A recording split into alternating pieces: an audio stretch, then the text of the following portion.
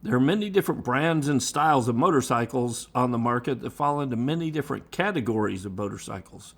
If you want to ride in the dirt, there are a lot of options for that. If you want to ride on the street, there are tons of motorcycles specifically for that purpose. Or maybe you can't make your mind up and you want to do a little bit of both. There are motorcycles that can ride on the street and in the dirt. While there is no specific category or classification for a commuter motorcycle, after commuting on a motorcycle for several years, I've learned that there are some features and bikes that are better served for this purpose. From this huge list of potential commuter motorcycles, in a minute I'll talk about 3 in particular that would excel as a commuter motorcycle. One of them is a brand new motorcycle that many of you have probably not even heard of, but it was designed by someone in the motorcycle industry that I bet most of you have heard of. So this bike in particular was designed with a commuter in mind, and we'll get into that and the details on that motorcycle in a minute. So I used to put close to 30,000 miles a year commuting back and forth to work on a motorcycle in the Dallas-Fort Worth area. It was the best part of my day, riding back and forth on the motorcycle.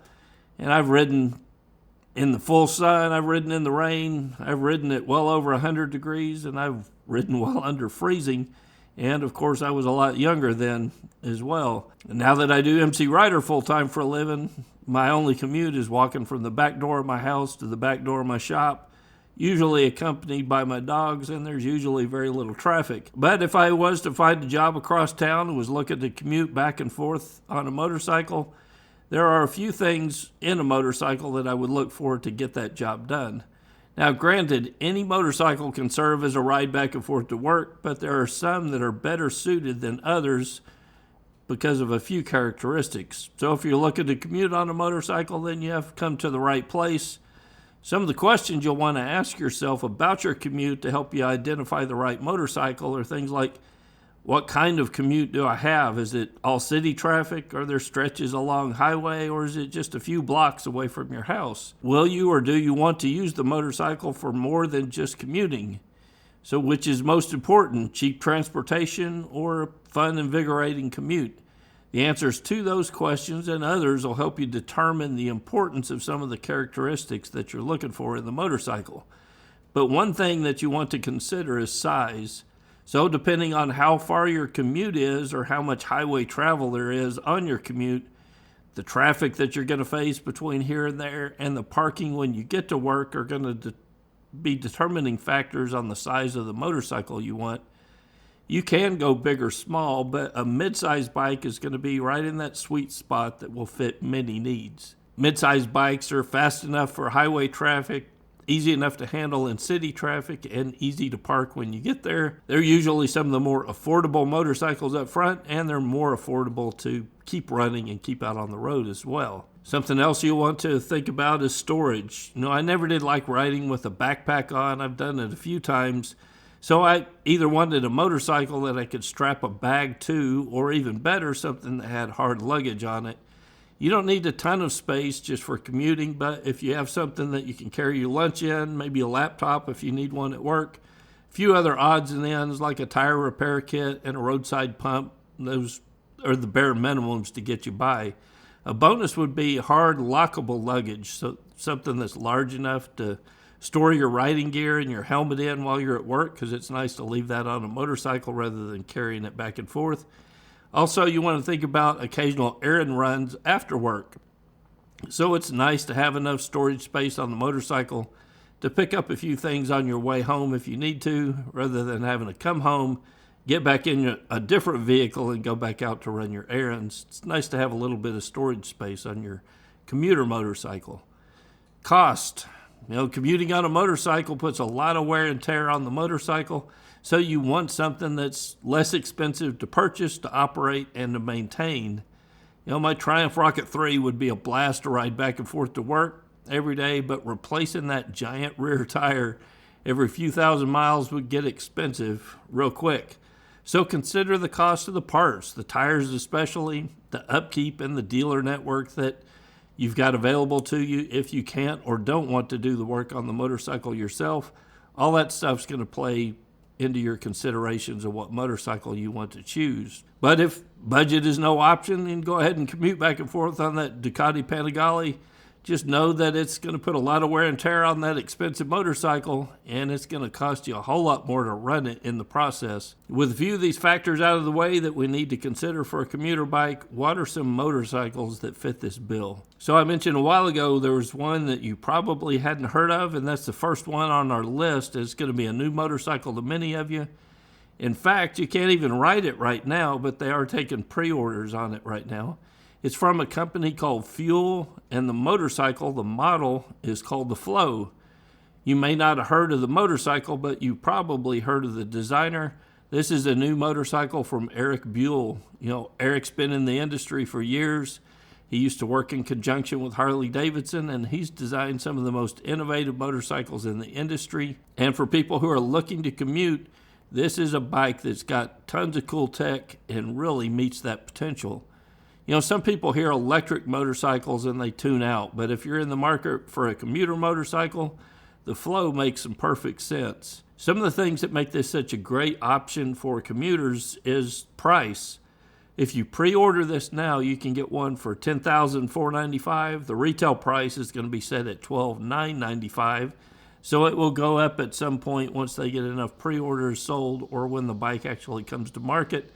So it fits in that affordable range when it comes to price, especially if you compare it to other electric motorcycles on the market. The operational costs for electric motorcycles tend to be a little bit lower. There's no oil changes. There's no drivetrain adjustments due to the unique design of this particular motorcycle with the electric motor being housed in the rear wheel. So that's really cool.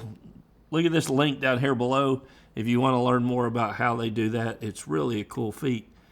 Size, you know, this is a mid-sized motorcycle. It's got a low center of gravity. It's going to be easy to handle with the speed of a super bike because electric bikes are really fast. I've ridden a couple of them, and man, they just have tons of torque, just the nature of the engine, and I'm sure this one will be no exception. It offers pretty good range, especially for a commuter. This motorcycle's got a range of about 150 miles in the city, and you can charge from 20% to 90% in 15 minutes at a commercial charger, or you can wait till you get home and you can go from 0 to 100% just on a standard outlet plug in about 8 hours. It's got built-in storage where the fuel and the engine reside on a standard motorcycle. This becomes storage on the Flow. In fact, it's got 50 liters of built-in storage. That's without putting bags on the bike or strapping anything to your back or the seat of the motorcycle.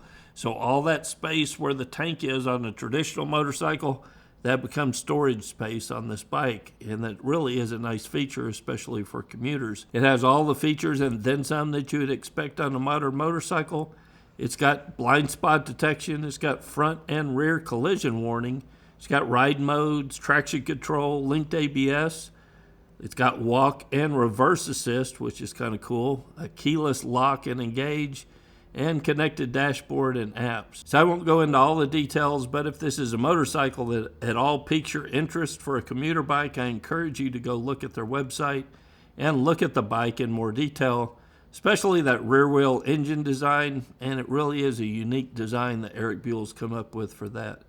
It really is an exciting motorcycle that's purpose-built for the daily commuter on two wheels, and it's something that you should consider if an electric bike is up your alley. If you're a more traditionalist when it comes to powertrains, there are some great options as well, and one of my favorite motorcycles that seems tailor-made for the daily commute is the Honda NC 750X. Now, I've not ridden this bike since they put the slightly larger engine in it in the 750.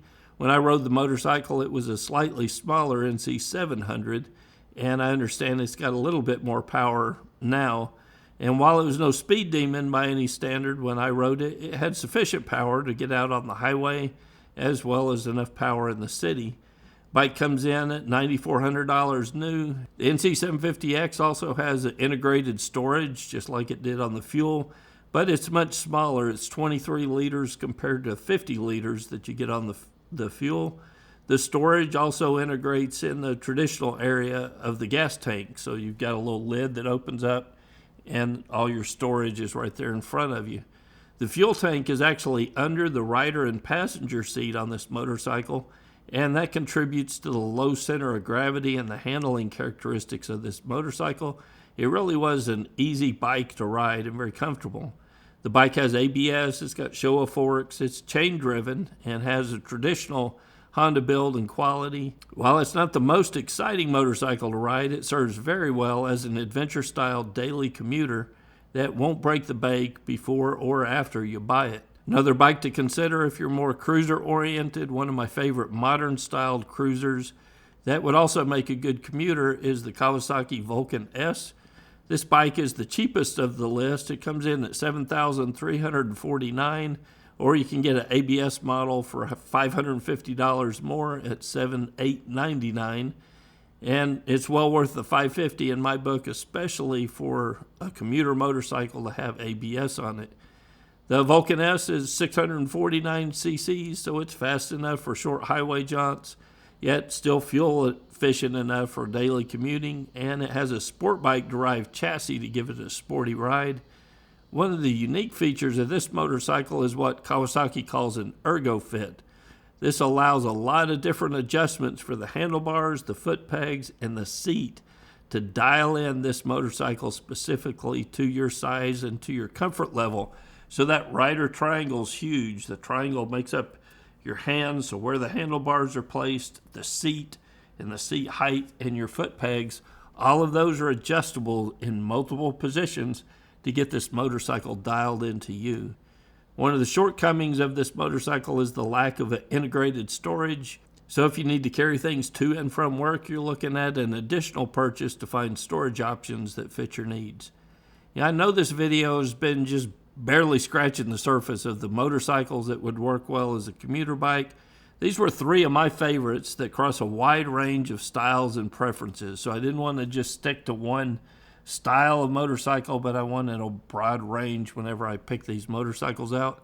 Hopefully, if you're in the market for a commuter motorcycle, I've given you enough information to think about, especially some of the specs or things that might be important to you to begin your search, or maybe some things you didn't think about.